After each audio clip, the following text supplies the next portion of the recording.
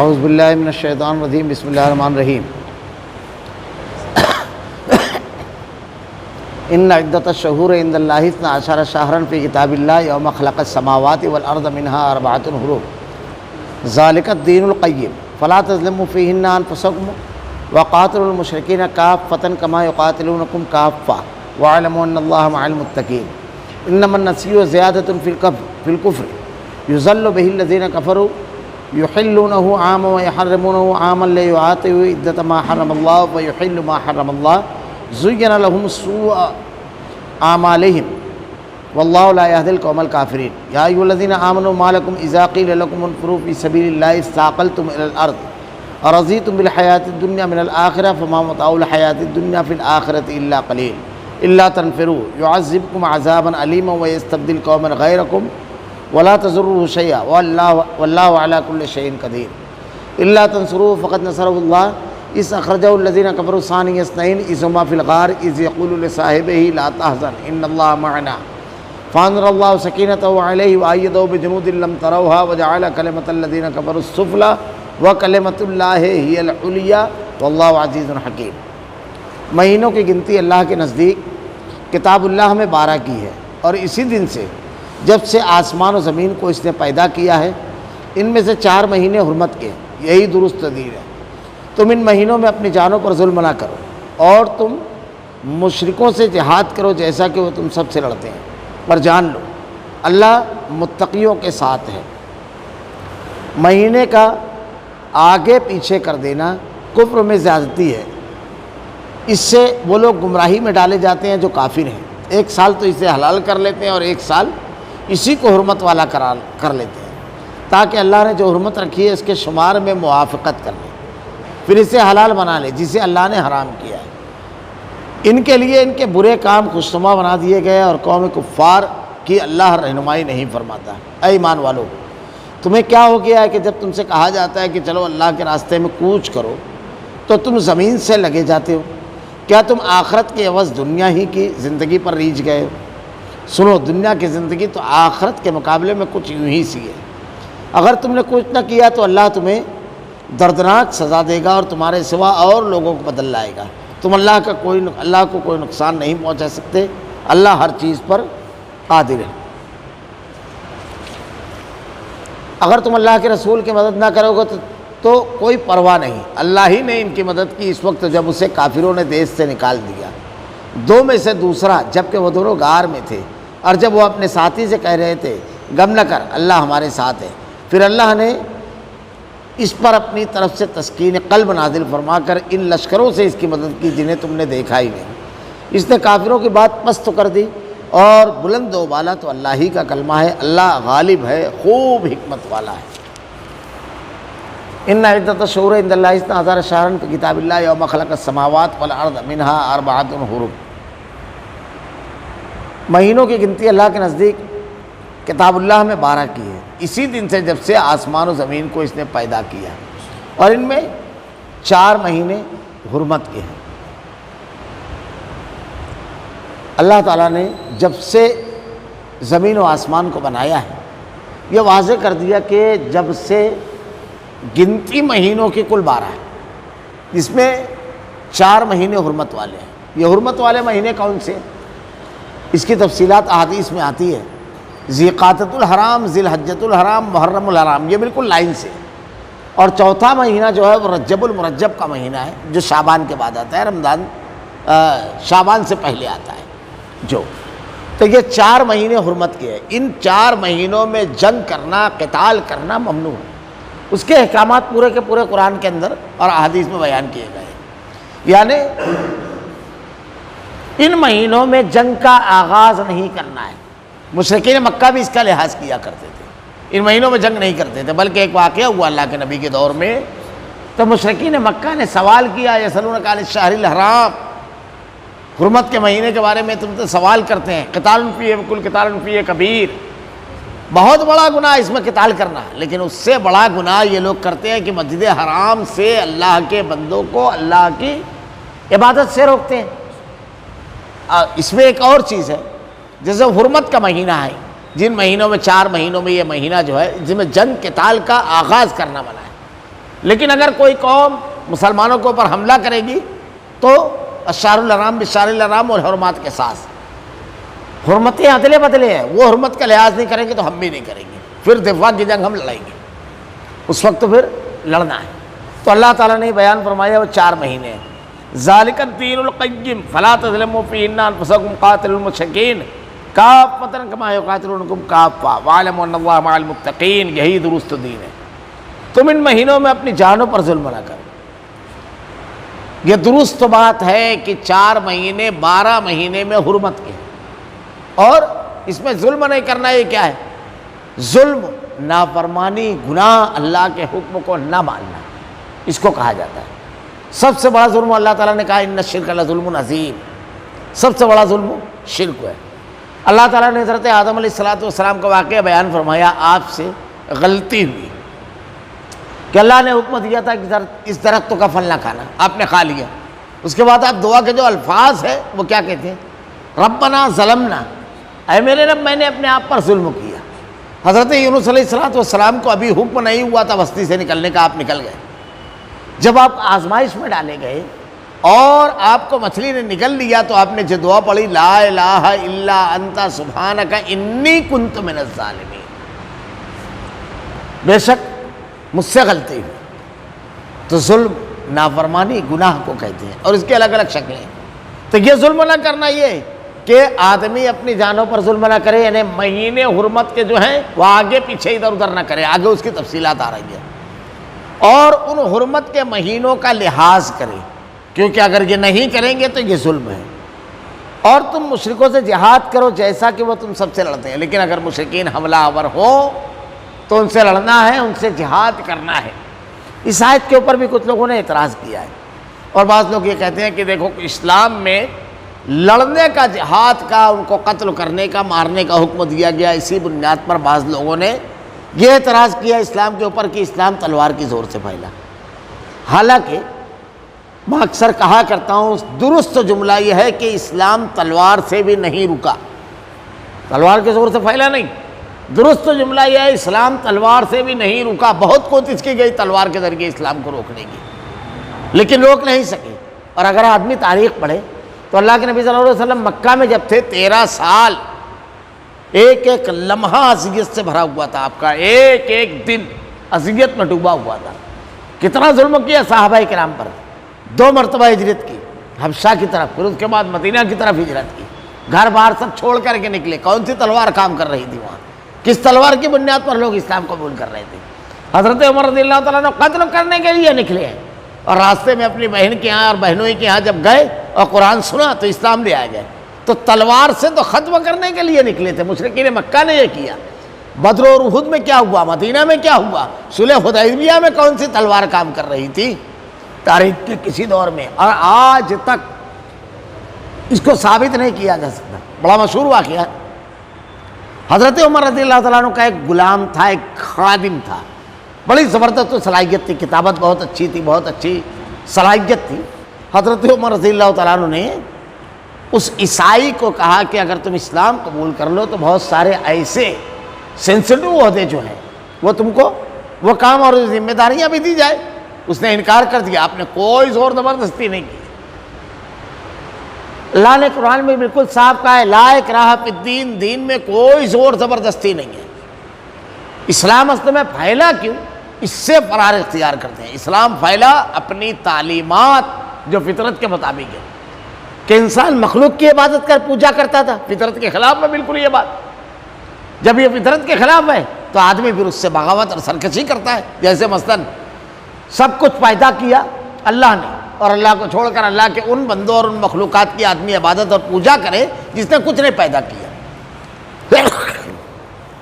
میں نے اس سے پہلے حضرت عمر رضی اللہ تعالیٰ عنہ کے ماموں حضرت سعید بن زید رضی اللہ تعالیٰ عنہ جو عشرہ مبشرہ میں سے ہیں، ان کا واقعہ بنایا جو حضرت عمر رضی اللہ تعالیٰ عنہ کے بہنوں بھی تھے، کہ ان کے والد ایک مرتبہ کعبۃ اللہ میں بیٹھے ہوئے تھے، کعبہ کی پیٹھ سے ٹیک لگا کر کے کچھ لوگ ایک بکری لے کر آئے، اس کو بت پر ذبح کی۔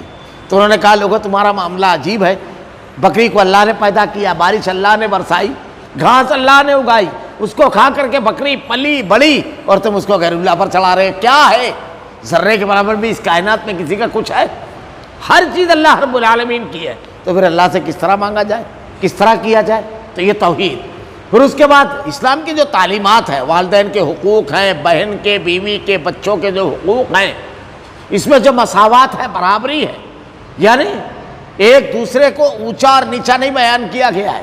مسجد میں آتے ہیں ایک حزب میں سب کھڑے ہو جاتے ہیں, ہر شخص برابر ہے. اللہ کے نبی نے کہا کسی عربی کو, کسی اجمی پر, کسی کالے کو, کسی گورے پر کوئی فوقیت اور کوئی بڑائی اور برتری نہیں ہے. کسی خاندان میں آدمی پیدا ہوا, وَجَعَلْنَاكُمْ شُعُوبًا وَقَبَائِلَ لِتَعَارَفُوا إِنَّ أَكْرَمَكُمْ عِندَ اللَّهِ أَتْقَاكُمْ, ہم نے تم کو مختلف برادریوں میں بانٹ دیا, لیکن اللہ کے نزدیک مقام اور مرتبہ اس کا ہے جو تقوی اختیار کرے. اور خوبیاں اسلام کی, انصاف. یہاں انصاف کا معاملہ یہ ہے کہ اگر وقت کامل المومنین بھی عدالت میں آتا ہے تو بالکل عام آدمی کی طرح کھڑا ہوتا ہے. حضرت علی رضی اللہ تعالیٰ عنہ کی ذرا چوری ہوئی, قاضی شریح کے پاس جب آپ نے مقدمہ داخل کیا تو قاضی شریح کے پاس, یہودی کے پاس نکلی تھی وہ ذرا. گواہ آپ نے منگایا تو کہا میرا لڑکا اور میرا غلام, یہ دونوں گواہ ہیں. کہا یہ دونوں کی گواہی نہیں چلے گی کیونکہ وہ آپ کا لڑکا ہے اور آپ کا غلام ہے. آپ کسی اور کو گواہ لائیں گے کہ یہ ذرا آپ کی ہے. یہودی کو دے دی گئی. اسی سے متاثر ہو کر اس نے اسلام قبول کر لیا. اللہ کے نبی صلی اللہ علیہ وسلم کے دور میں فاطمہ بنت قیس نامی ایک عورت نے چوری کی, بڑے خاندان کی, بڑی دولت مند خاتون تھی. معاملہ اللہ کے نبی کی جناب میں گیا تو آپ کو سفارش کی گئی. آپ نے انتہائی غصے میں ارشاد فرمایا تھا کہ تم سے پہلے کی قومیں اسی لیے تباہ ہوئی کہ ان کے بڑے جرائم کرتے تو قانون دم توڑ دیتا تھا, اور چھوٹا اگر جرم کرتا تو پورا قانون نافذ کرتے تھے. آج کے دور میں بھی دیکھیے کہ بڑی بڑی شخصیات جو ہوتی ہیں ان کے پاس قانون جا کر کے دم توڑ دیتا ہے. آپ کسی ایم ایل اے کو گورنر کی دستخط کے بغیر گرفتار نہیں کر سکتے. ایم پی جو ہے اس کے لیے الگ اوپر پاور لگے گا, یعنی ان کو گرفتار نہیں کیا جا سکتا. یہ قاعدہ ہے, یہ قانون ہے. اگر وہ جرم کرے تو مجرم نہیں رہ جاتا ہے, وہ اپنے پاور کی وجہ سے. جب تک کہ یہ آرڈر آپ کو نہیں ملے گا آپ اس کے اوپر ہاتھ نہیں ڈال سکتے. دنیا کے تمام بڑی بڑی جو نظریات ہیں اس میں دیکھیے, جب واٹر گیٹ اسکینڈل امریکہ کے اندر ہوا تو رچرڈ نکسن اس اسکینڈل میں ملوث پایا گیا, تو وہ استعفیٰ کس کو دے گے, وہاں بڑا مسئلہ ہوا کہ کس کو استعفیٰ دے گے. روس کے اندر اسٹالن کے بعد جب خروشیف پہلی مرتبہ صدر بنا تو اس نے بڑی تفصیل کے ساتھ اسٹالن کے مظالم بتائے. تو حال سے ایک چٹھی چلتی ہوئی آئی, اس پہ لکھا ہوا تھا آپ نے یہ مظالم دیکھے تو خاموشی کیوں اختیار کی. تو اس نے کہا جس نے چٹ لکھی ہے وہ کھڑا ہو جائے. پورے حال میں سناٹا ہو گیا. تو کہا جو حالت تمہاری ہوتی ہے اس سے زیادہ بری حالت ہماری اسٹالن کے سامنے ہوتی تھی, کیونکہ کھڑے ہونے کا انجام آدمی جانتا ہے کیا ہوگا. تو دنیا کے کیپٹلزم ہے, کمیونزم ہے, جمہوریت ہے, کہیں بھی آپ جائیے قانون کیا سب کے برابر ہے, سب کے لیے ہے یکساں. ایسے ہی یہ مساوات اسلام میں حضرت عمر رضی اللہ تعالیٰ عنہ کے دور خلافت میں گورنر کے بیٹے نے ایک وحشی سے مقابلہ آرائی کی, گھوڑے کی دوڑ کی, اور جب ہار گئے تو وحشی کو مارا. وہ حبشی جو تھا وہ حضرت عمر رضی اللہ تعالیٰ عنہ کے پاس مقدمہ لے کر آیا. آپ نے حضرت عمر رضی اللہ تعالیٰ عنہ نے گورنر کو بھی بلوایا اور اس کے لڑکے کو بھی, اور کہا جیسے مارا ایسے ہی مار. اور اس کے بعد ایک تاریخی جملہ آپ نے کہا تھا, بعض لوگ کہتے ہیں انسانی آزادی. فرانس میں مفکر پیدا ہوا, اس کی دی ہوئی روسو, اس نے ایک کتاب لکھی معاہدہ عمرانی. اس میں اس کا ایک بڑا مشہور جملہ ہے, انسان آزاد پیدا ہوا میں اسے زنجیروں میں جکڑا ہوا دیکھتا ہوں. 1712 میں معاہدہ عمرانی یہ کتاب اس کی چھپی. لیکن جو لوگ یہ کہتے ہیں کہ لوگوں کی آزادی کا بانی وہ ہے, وہ تاریخ نہیں جانتے, یا تو تنگ نظری کا مظاہرہ کرتے ہیں. اس سے بہت پہلے حضرت عمر رضی اللہ تعالیٰ عنہ نے کہا تھا کہ امر تم نے کب سے لوگوں کو غلام بنانا شروع کر دیا ہے, لوگوں کو ان کی ماؤں نے آزاد چنا ہے. اور اللہ کے نبی نے اس سے پہلے بیان فرمایا تھا کسی عربی کو, کسی اجمی پر, کسی کالے کو, کسی گورے پر مساوات اور آزادی جو اسلام نے دی. ورنہ آج بھی یورپ میں کالے اور گورے کا تفریق ہے, ہمارے یہاں ہندوستان کے اندر مذہب کے ہی اندر تفریق ہے. اونچی ذات اور نیچی ذات اور برادریوں کی, اور اس کی بنیاد پر کئی مرتبہ بڑے بڑے واقعات ہوئے. پورے گاؤں نے اسلام قبول کیا. اندرا گاندھی کا وہ تاریخی جملہ آج بھی تاریخ میں محفوظ ہے کہ جب پہلی مرتبہ تمل ناڈو کے علاقے میں پورے گاؤں نے اسلام قبول کیا تو وہ کہتی ہے مجھ کو اس پر نہیں ہے افسوس، افسوس اس بات پر ہے جس وجہ سے، یعنی ان کے ساتھ جو برادری کی بنیاد پر ہتک آمیز سلوک کیا گیا، اس رویے کی وجہ سے مجھ کو افسوس ہے کہ انہوں نے اتنا بڑا قدم اٹھایا۔ اسلام ان خوبیوں کی وجہ سے، عہد کی پاسداری ہے اسلام میں، وعدے کی پاسداری، رعایا اور عوام سب کے لیے یکساں قانون کے ساتھ ساتھ حمص صحابہ کرام نے فتح کر لیا تھا، لیکن جب لشکر لے کر کے وہاں سے نکلنے کی نوبت آئی تو حضرت ابو عبیدہ بن جراح رضی اللہ تعالیٰ عنہ نے پورے لوگوں کو جمع کیا اور ان سے جو جزیہ لیا تھا، ان کے معاہدہ تھا کہ ہم تمہاری ذمہ داری ہے حفاظت کریں گے، وہ واپس کیا۔ ان کو بڑی حیرت ہوئی کہ یہ پورا واپس کر رہے ہیں، کہا ہاں اب ہم یہ شہر چھوڑ کر جا رہے ہیں، اس لیے وہ ٹیکس جو تمہاری حفاظت کا ہم نے لیا تھا وہ واپس دے رہے ہیں۔ بڑی حیرت ہوئی، یہودیوں کے یہ جملے تاریخ میں محفوظ ہیں کہ اب یہاں سوائے طاقت کے کوئی نہیں آ سکتا۔ اور جبلہ بن الاحم جو غسان کا بادشاہ تھا، جب وہاں پہنچا، کیونکہ ہرقل کے جرموک کے محاذ پر جمع کرنا تھی فوج کو، تو ہرقل کا داماد 4 لاکھ کا لشکر جرار لے کر آیا اور 7 طرف سے لشکر منگوایا اسے۔ تو اس نے جب اس شہر میں جب وہ لوگ پہنچے تو دیکھا کہ شہر کے دروازے کھلے ہوئے، لوگ آ جا رہے ہیں، چونکہ مسلمان اس سے فتح کر چکے تھے تو لوگوں کو شک ہوا کہ مسلمان اندر چھپے ہوں گے۔ اپنے فوجیوں کو بھیجا تو کہا کوئی مسلمان نہیں ہے، سب اپنے کاروبار تجارت میں لگے ہوئے، بالکل نارمل حالات ہے۔ کہا ٹھیک ہے، بند کے ٹوٹے ہوئے سیلاب کی طرح داخل ہو فوج اندر، تاکہ اگر کوئی دھوکہ ہو تو جوابی کارروائی کی جا سکے۔ جب یہ عیسائیوں کا لشکر شہر میں داخل ہوا، عیسائی شہر تھا اور یہودی اور عیسائی بستے تھے اس میں، تو انہوں نے تلاشی کے نام پر جب گھروں میں گھسے تو صرف تلاشی کا معاملہ نہیں تھا، زیورات پر ہاتھ صاف کیا، ان کے مال کو لوٹنا شروع کیا، خواتین کی عزت پر ہاتھ ڈالا۔ تو ایک ڈیلیگیشن جبلہ ابن الاحم کے پاس آیا اور آگے کہنے لگا کہ تم ہمارے اپنے مذہب ہو، ہم مذہب ہو، لیکن تمہارے سپاہیوں سے نہ ہمارا مال محفوظ ہے نہ ہماری عصمتیں محفوظ ہیں۔ وہ دوسرے مذاہب کے تھے لیکن انہوں نے کبھی نظریں اٹھا کر کے ہماری بیٹیوں کی طرف نہیں دیکھا، ہمارے مال کی طرف نہیں دیکھا۔ جبلہ ابن الاحم کہتا ہے اپنے سپاہیوں کو جمع کر کے تاریخی جملہ کی شکست تو تمہارا مقدر ہے۔ تاریخ اٹھا کر دیکھیے، لین پول، انتہائی شیڈیول، ہمارے پروفیسر ٹائم بھی، تمام لوگوں نے لکھا ہے، انتہائی تعصب پسند مورخین ہے کہ دنیا میں ہمیشہ جو بادشاہ کا مذہب رہا ہے وہ رعایا کا مذہب رہا ہے ہمیشہ ماضی میں، لیکن انسانی تاریخ کا پہلا واقعہ ہے کہ بادشاہ نے رعایا کا مذہب قبول کیا۔ ہوا یہ کہ وسط ایشیا سے جب تاتاری اٹھے، پورے بلاد اسلامیہ کو رون دیا، سارے علاقے فتح کرتے چلے گئے، لیکن آپ تاریخ اٹھا کر دیکھیے صرف 100 سال کی قلیل مدت میں اپنے غلاموں کا مذہب اسلام قبول کیا۔ یہ جو ہمارے یہاں مغل ہے یہ تاتاری، اسی کو اقبال نے کہا ہے یورش تاتار کے افسانے سے، یہاں یورش تاتار کے افسانے سے پاسباں مل گئے کعبے کو صنم کھانے سے۔ 100 سال کے اندر انہوں نے تاریخ کا پہلا واقعہ ہی ہے، تلوار سے بھی اسلام نہیں رکا۔ اور آج کے بھی دور میں دیکھیے مسلم ممالک میں آپ کو کتنے ملتے ہیں یہ کہ پکڑ کر تشدد کیا جائے اور اللہ اکبر کا نعرہ لگا جائے۔ کوئی ایک واقعہ بتا سکتے ہیں آپ؟ اس کی بنیاد پر قتل عام جیسے میانمار میں جو ہوا ابھی پیچھے برما میں، کون نہیں جانتا اس کو، کس بنیاد پر تھا یہ؟ کبھی آپ کو ملے گا کہ مسلم ممالک کے اندر کہا گیا کہ سلیب مت پہنو، لیکن فرانس میں پابندی لگتی ہے کہ اسکارف مت پہنو، برہنہ چل سکتی ہے عورت لیکن کیا لباس پہنے گی اس کو طے کرنے کا اختیار نہیں ہے۔ عجیب و غریب جہالت ہے، تنگ نظری ہے، یہ سب کے سب اسلام میں نہیں ہے۔ ایسے قوانین آپ کو نہیں ملیں گے۔ دوسرے مذاہب کے لوگ جو ہیں، اللہ کے نبی نے کہا جنگ جب ہو تو خانقاہوں میں، عبادت گاہوں میں بیٹھے ہوئے افراد کو نہ چھیڑا جائے، ان سے کوئی بات پرسو نہ کی جائے، کیونکہ ان کا جنگ سے کوئی تعلق نہیں ہے۔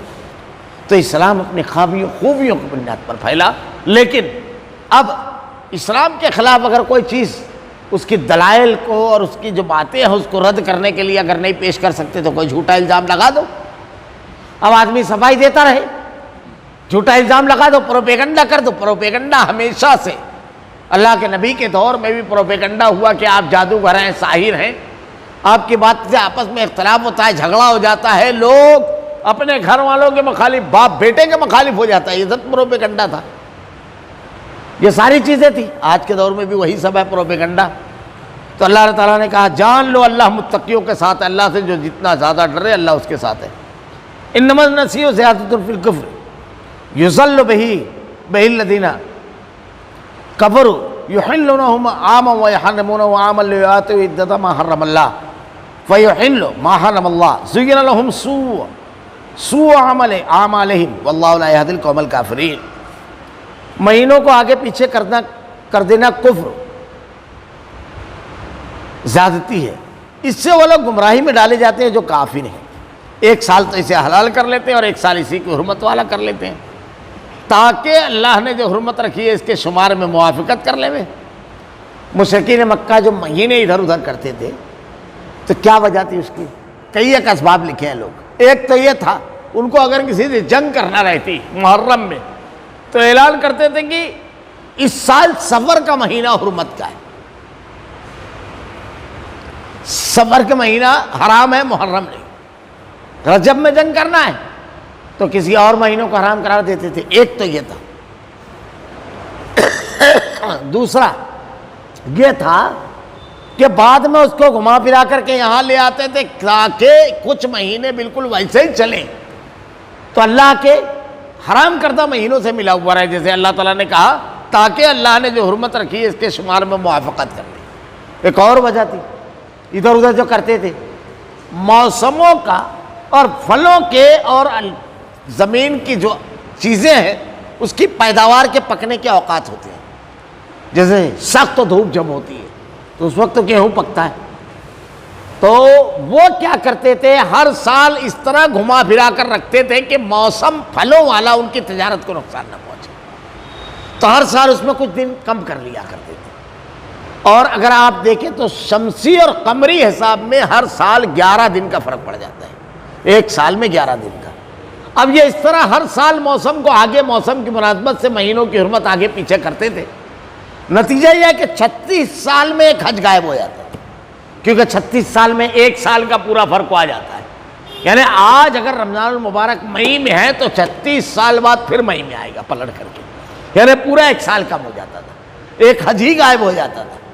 اللہ تعالیٰ نے کہا یہ کفر ہے، کیونکہ عبادات اللہ رب العالمین نے چاند کے حساب سے اور سورج کے حساب سے عبادات، زیادہ تر احکامات جیسے رمضان المبارک ہم چاند دیکھ کر کے اس کا آغاز کرتے ہیں، چاند دیکھ کر کے اس کا خاتمہ ہوتا ہے، اور یہ سارے مہینوں کا آغاز چاند دیکھ کر کے ہوتا ہے۔ پھر کچھ عبادتیں ایسی بھی ہیں جیسے مثلاً فجر کی نماز ہے، صبح صادق جو ہے اس وقت اس کا وقت شروع ہوتا ہے صبح صادق سے، اور طلوع آفتاب سے پہلے ختم ہو جاتا ہے۔ یہ چاند کا پیریڈ ہے۔ پہلا حصہ رات کا جو ہے یہ عشاء کا وقت ہے۔ بقیہ جو عبادتیں ہیں اس کا تعلق سورج سے، جیسے مثلا ظہر کا وقت ہے جو ہے زوال کے بعد شروع ہوتا ہے، عصر کا وقت سورج جب ڈھلنے لگے، سایہ عصر کے علاوہ ایک مثل ہو جائے اس وقت شروع ہوتا ہے، مغرب غروب آفتاب کے ساتھ شروع ہوتا ہے۔ تو ہم جس زمین پر رہتے ہیں اس زمین پر کھڑے ہو کر کے آسمان کی طرف دیکھیں گے، چاند کو بھی سورج کو بھی۔ ابھی ایک نیا لوگوں میں شروع ہوا ہے، پوری دنیا کا ایک چاند، یعنی روزے کا آغاز ایک جگہ چاند دکھا بس یہاں شروع کر دو۔ اب اچھا وہاں پر جب سورج ڈوبے گا جب ہی روزہ بھی کھولیں گے کیا؟ کہ اپنے یہاں کے سورج ڈوبنے پر روزہ کھولیں گے؟ چاند تو سعودیہ کا لیں گے۔ اور روزے کا آغاز یعنی 30 دن کا پورا روزہ کہاں کے چاند اور سورج سے رکھیں گے؟ سعودیہ کے یا انڈیا کے؟ جب سعودیہ کا چاند ہے پھر سعودیہ کے ہی حساب سے روزہ رکھنا اور افطار سب چیز کرنا چاہیے۔ ایسا تو نہیں ہے کہ مہینہ شروع کرے اس سے اور مہینے کا روزانہ والا عمل کرے اپنے حساب سے۔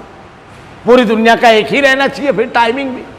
یہ نہ جانے کہاں سے لے کر کے آئے یہ چیز شروع کی گئی اور عجیب و غریب چیزیں اس میں بیان کی جاتی ہے۔ خیر وہ ایک الگ ذرا سا بحث ہے۔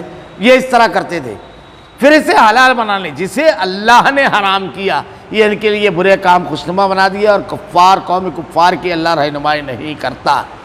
اللہ تعالیٰ نے جو حرمت کا مہینہ متعین کیا ہے، دین میں جو چیز متعین ہے اس میں بندوں کو اختیار نہیں ہے کہ آگے پیچھے کر لے، اور حلت و حرمت کا جو معاملہ ہے یہ تو بڑا اہم معاملہ ہے۔ صحابہ کرام کے ہم واقعات پڑھتے ہیں کہ صحابہ کرام جو ہے ان سے جب مسئلہ پوچھا جاتا تو رونگٹے کھڑے ہو جاتے تھے، تو وہی تھا حلال و حرام کا مسئلہ، کیونکہ یہ اختیار اللہ کا ہے، کسی کو اختیار نہیں ہے کہ کوئی چیز حلال یا حرام قرار دے، نبی کو بھی یہ اختیار نہیں ہے۔ اس لیے حرام و حلال کے معاملے میں زبان تالو پر لگانے سے پہلے بہت سوچ لینا چاہیے۔ اگر ہم کو اس بات کا علم نہیں ہے تو یہ نہیں کہنا چاہیے۔ اللہ تعالیٰ قرآن میں کہتا ہے وَلَا تَقُولُوا لِمَا تَصِفُ أَلْسِنَتُكُمُ الْكَذِبَ هَذَا حلال وَهَذَا حرام، یہ تم اپنی زبانوں سے کہتے ہو یہ حلال ہے یہ حرام ہے، غیر اللہ پر چڑھایا ہوا اللہ تعالیٰ نے حرام قرار دیا، آدمی کہتا ہے حلال۔ اب ہمارے یہاں جاہل لوگوں میں مشہور ہے کہ عید کے دن سونا حرام ہے، عجیب عجیب چیزیں مشہور ہیں لوگوں کے اندر جو شہرت ہے، کسی چیز کو حلال و حرام اگر آدمی کہہ رہا ہے جب تک اس کے پاس یقینی دلیل نہیں ہے نہیں کہنا چاہیے۔ اگر اللہ نے اس کو حلال قرار دیا اور اگر آدمی حرام کہہ رہا ہے تو بہت بڑے گناہ کا حقدار ہے۔ اللہ تعالیٰ نے کہا ایسے لوگوں کے لیے میں نے عذاب علیم، 14واں پارہ پڑھ گیا، عذاب علیم تیار کر رکھا ہے۔ جو چیز حرام ہے اور جو حلال ہے، اللہ تعالیٰ نے جس کو حلال قرار دیا اس کو حلال ماننا چاہیے، اس کو اپنے اوپر حرام نہیں کرنا چاہیے، اللہ کی جائز کی ہوئی چیز۔ اب کوئی چیز ایسی ہو سکتی ہے کہ آدمی کی طبیعت میں نہ ہو، یعنی اس کا طبیعت مائل نہیں ہو، اللہ نے ایک چیز جائز قرار دی ہے، اب آپ کو نہیں کھانا ہے، نہیں اس کو استعمال کرنا ہے تو آپ خود مت کیجیے۔ جیسے گو، ہمارے یہاں جس کو گھوڑ پڑ کہتے ہیں، یہ جائز ہے، اللہ کے نبی صلی اللہ علیہ وسلم کے سامنے دسترخوان پر پیش کی گئی، صحیح بخاری کی روایت ہے، آپ نے نہیں کھایا، کہا یہ میرے علاقے میں نہیں کھائی پائی جاتی، لیکن اسی دسترخوان پر حضرت خالد بن ولید رضی اللہ تعالیٰ عنہ اور دیگر صحابہ نے اس کو کھایا، تو اس سے لوگوں کو روکنا بھی نہیں ہے۔ کوئی چیز آپ کی طبیعت مائل نہیں ہے کہ بعض چیزیں ہوتی ہیں تو آدمی نہیں کھاتا ہے، کبھی الرجی ہوتی ہے، کبھی اس کی طبیعت مائل نہیں ہوتی کسی اور وجہ سے، لیکن اگر اللہ نے حلال قرار دیا ہے تو اس کے بارے میں پھر کوئی ایسی ویسی بات نہیں کہنا ہے اپنی زبان سے۔ یا ایھا الذین آمنوا ما لکم اذا قیل لکم انفروا فی سبیل اللہ اثاقلتم الی الارض ارضیتم بالحیاۃ الدنیا من الآخرہ فما متاع الحیاۃ الدنیا فی الآخرۃ الا قلیل۔ اے ایمان والو تمہیں کیا ہو گیا ہے جب تم سے کہا جاتا ہے چلو اللہ کے راستے میں کوچ کرو تو تم زمین سے لگ جاتے ہو؟ کیا تم آخرت کے عوض دنیا کی زندگی پر ریجھ گئے ہو؟ سنو، دنیا کی زندگی تو آخرت کے مقابلے میں کچھ یوں ہی سی ہے، انتہائی متاع دنیا قلیل، بہت قلیل ہے دنیا کی زندگی، یعنی آدمی آخرت میں جب اٹھے گا تو کہے گا کہ بس ذرا دیر رہا دنیا میں، بس اور کچھ نہیں۔ آخرت کی زندگی کو جب سامنے اس کے آئے گی تو کچھ بھی اس کی حیثیت نہیں لگے گی۔ یہ جو آیتیں ہیں خاص واقعے کے پس منظر میں، اللہ کے نبی صلی اللہ علیہ وسلم غزوہ تبوک کے لیے جب نکلے تو یعنی جانا کہاں تھا؟ روم کی سرحد پر، بہت دشوار راستہ تھا، انتہائی شدید گرمی کا موسم، قحط کے دور سے صحابہ گزرے تھے، پھلے پک چکے تھے، بڑی آزمائش تھی، تو ایسے وقت میں اتنا مشکل سفر، اور اللہ کے نبی جب بھی سفر پر نکلتے تو آپ ہمیشہ، چونکہ آپ چاہتے تھے کہ جنگ میں قتال اور یہ سب چیز کم سے کم ہو، تو اللہ کے نبی صلی اللہ علیہ وسلم کو اگر مغرب میں جانا ہوتا تو آپ اشارہ مشرق کا دیتے تھے تاکہ دشمن کو اچانک جان لے میں اور کم سے کم قتال اور کم سے کم تباہی ہو اور جنگ فتح ہو جائے۔ لیکن تبوک جانے کے لیے آپ نے بالکل صاف کہہ دیا تھا کہ تبوک کا سفر ہے، ہم کو جانا ہے، 30,000 کا لشکر جرار تھا آپ کے ساتھ۔ تو منافقین نے کیا کیا؟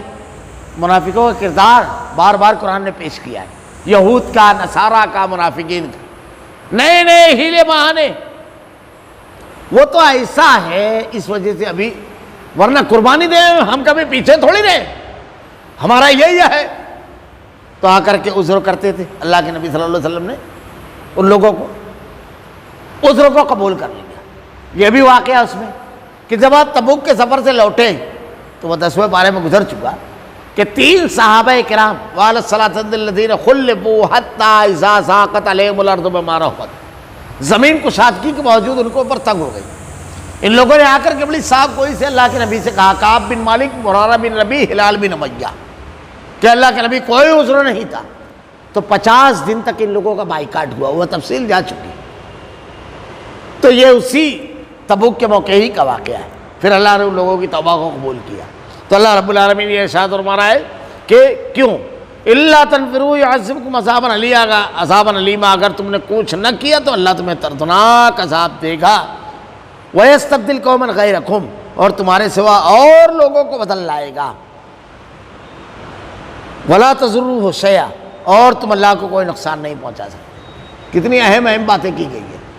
اگر آدمی دین کا کام نہ کرے گا، دین کے لیے قربانی نہیں دے گا، دین کی خدمت نہیں کرے گا، تو اللہ ہمارا محتاج نہیں ہے. اللہ تعالیٰ دوسرے لوگوں کو لا کر کھڑا کرے گا.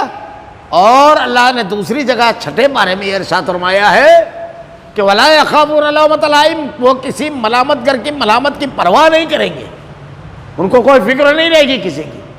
اللہ ہمارا محتاج نہیں ہے. ہم اللہ کے محتاج ہیں کہ رب العالمین کی رضا اور خوشنودی حاصل کریں. ہم اس کے محتاج ہیں، وہ ہمارا محتاج نہیں ہے.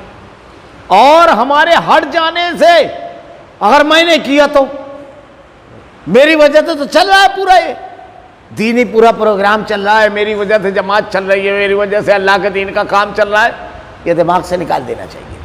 اللہ نے ہم کو توفیق دی اور اللہ تعالیٰ ہم کو موقع دے رہا ہے اور صلاحیت دی ہے، اللہ کا انعام ہے. ورنہ اللہ تعالیٰ کہہ رہا ہے وَلَا تَضُرُّوهُ شَيْئًا، تم ہٹ جاؤ گے تو کچھ نہیں اللہ کا بگڑے گا. اللہ دوسروں کو لا کر کھڑا کر دے گا. مجھ کو ایک واقعہ یاد آتا ہے، میں اس سے پہلے بھی شاید بیان کیا ہوں یہ واقعہ.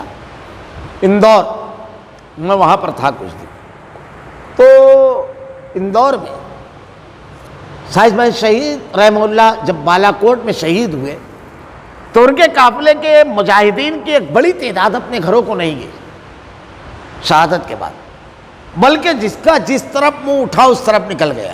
اور کسی بھی علاقے میں وہاں کسی قریے میں بستی میں گاؤں میں رک کر کے دعوت و تبلیغ کا کام کیا. پورے ملک میں ایسے بے شمار گاؤں شہر اور قریے ہیں جس کی تاریخ جب آدمی نکالتا ہے تو پتہ چلتا ہے کہ ایک شخص جھولا اٹھا کر آیا تھا اور اس نے یہ انقلاب برپا کیا. تو وہاں پر بھی جو تھا معاملہ ایسا ہی تھا. اسی لیے وہاں پر جو شخص پہلے ہیں ان کا شیخ الکل علامہ نذیر حسین محدث دہلوی رحمہ اللہ سے خط و کتابت بھی تھی، اور اس کے لیٹر وغیرہ آج بھی اس نسل میں محفوظ ہے. میں نے بذات خود اس کا زیروکس کرا کر کے اور اس کو حاصل بھی کیا تھا اور ان سے ملا بھی تھا. ان کے جو پوتے تھے وفات ہو گئی.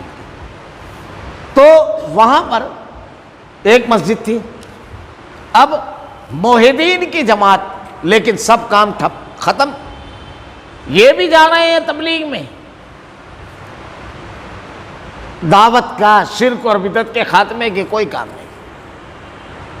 ایک شخص اس میں وہاں پر اللہ تعالیٰ نے ان کو ہدایت دی. میں ان سے جب ملا اور ان سے پوری تفصیل پوچھی کہ اللہ نے کیسے تم کو ہدایت دی، تو بتانے لگے کہ اصل میں میمن برادری کے تھے وہ، اور وہ تھے ہڈی توڑ قسم کے آدمی. اور ان کا کام یہ تھا کہ دین تو وہ جانتے نہیں تھے. ان کے چچا کی شراب کی دکان تھی، شراب خانہ. تو جب کوئی شراب پی کر کے تھوڑا سا دھینگا مستی کرے تو اس کو کوٹ کاٹ کر باہر پھینک دینا، بس اتنا کام تھا. کیونکہ ہڈی توڑ قسم کے آدمی تھے. تو وہ کہتے ہیں کہ زہریلی شراب کا کانڈ مدھیہ پردیش میں ہوا اور میں جیل چلا گیا. جیل جب گیا تو وہاں پر چونکہ کوئی کام نہیں ہے، تنہائی ہے، لوگوں نے سمجھایا. تو جس طبقے سے تھا، بریلوی حضرات، بریلوی تھا ان کا گھرانہ، بلکہ انہی کا واقعہ ہے، میں چلتے چلتے بتا دوں. انہوں نے جب توبہ کی تو اپنا تازیہ خود جلا دیا. تو لوگ مارنے کے لیے آئے، اب یہ بھی وہی تھے، نکل گئے یہ بھی سامان وغیرہ لے کر کے. تو پھر ان کے خاندان کے لوگ آئے، سب بیٹھے کہ بھائی آپ نے کیوں جلائے؟ بولے میرا تازیہ میں جلاؤں کہ ڈباؤ، تم سے کیا کرنا ہے. جواب ہی نہیں بن پڑ رہا تھا کسی کو. خیر، تو یہ کہتے ہیں کہ میں نے وہاں توبہ کی. پھر وہاں سے تھوڑا سا جماعت کے قریب ہوا تبلیغی، وہاں گیا، لیکن قرآن و حدیث نے اس لیے تشنگی نہیں کہ یار یہ 6 نمبر سے آگے ہی نہیں بڑھ رہے. پھر جماعت اسلامی قریب ہوا، اور ایسے سفر کرتے کرتے اللہ تعالیٰ نے ان کو موحد بنایا. تحقیق کرتے کرتے وہ اہل حدیث ہوئے. تو ان کے ذریعے میں آپ کو بتاؤں کہ آپ ایک ملک کے بہت معروف عالم مولانا عبد الحمید مدنی کا آپ نے نام سنا ہوگا. ان کے والد محترم اللہ غری کی رحمت کرے، ہمارے بڑے اچھے تعلقات تھے، عبد الواحد صاحب، انہیں کے ہاتھ میں وہ اسلام قبول کیا. تو میں ان کی جب داستان سنا تو میں حیرت زدہ رہ گیا کہ دیکھیے یہاں لوگ کام نہیں کر رہے تھے. اللہ کسی کا محتاج نہیں ہے. اللہ کو اپنے دین کا کام لینا ہے تو شراب کے اڈے سے آدمی نکالتا ہے اور لا کر کے کھڑا کر دیتا ہے اپنے دین کے کام کے لیے. ہمارا محتاج نہیں ہے اللہ تعالیٰ. کسی بھی جگہ سے آدمی کو نکالے گا، ہدایت دے گا اور اس کو کھڑا کر کے اپنے دین کا کام لے گا. غرہ کبھی دماغ میں نہیں لانا چاہیے، کبھی یہ سوچنا نہیں چاہیے کہ میری وجہ سے بس آدمی زیرو ہو گیا۔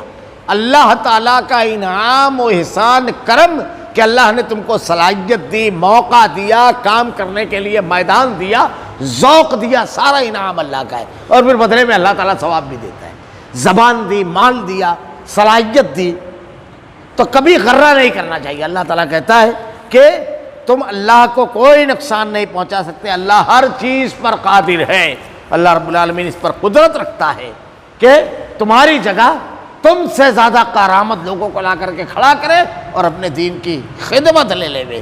اللہ تعالیٰ نے کیسے لوگوں کو مکہ میں نکالا، کیسے لوگ تھے، کیا کیا نہیں تھے ان کے غلطیاں، لیکن پھر اللہ تعالیٰ نے کیسے ان کی دین کی خدمت دی، کیسے ان سے لی۔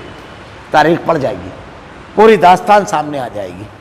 یہاں سے ذرا سا ایک مضمون، پورا واقعہ ہجرت کی طرف اشارہ ہے، اور اس میں بڑے زبردست اسباق ہے جو اللہ تعالیٰ نے کچھ باتیں اس میں پیش کی ہے کہ اللہ تعالیٰ نے ایسے لشکروں سے تمہاری مدد کی جن کو تم دیکھ نہیں سکتے تھے۔ اللہ تعالیٰ کی یہ جو مدد آتی ہے نا، ایسے لشکروں سے جن کو ہم دیکھ نہیں پاتے، وہ کیا ہے؟ انشاءاللہ کچھ لشکر یہاں پر بیان کیے گئے۔ جیسے پیچھے اللہ تعالیٰ کا ایک چھوٹا سا لشکری دنیا میں آیا تھا کرونا کے نام سے، جو لوگوں کا روڈ پر چلنا دھوبر کیے ہوئے تھے، گھر کے باہر نہیں نکل رہے تھے، جھانک کر کے کام چلاتے تھے۔ دودھ والا بھی آیا تو رکھ کر چلے جا، بعد میں اس کو کسی حکمت سے پکڑتے تھے۔ یعنی خوف کا یہ عالم تھا، جو دوسروں کی زندگی تنگ کیے ہوئے تھے، خود کیسی حالت سے دوچار تھے۔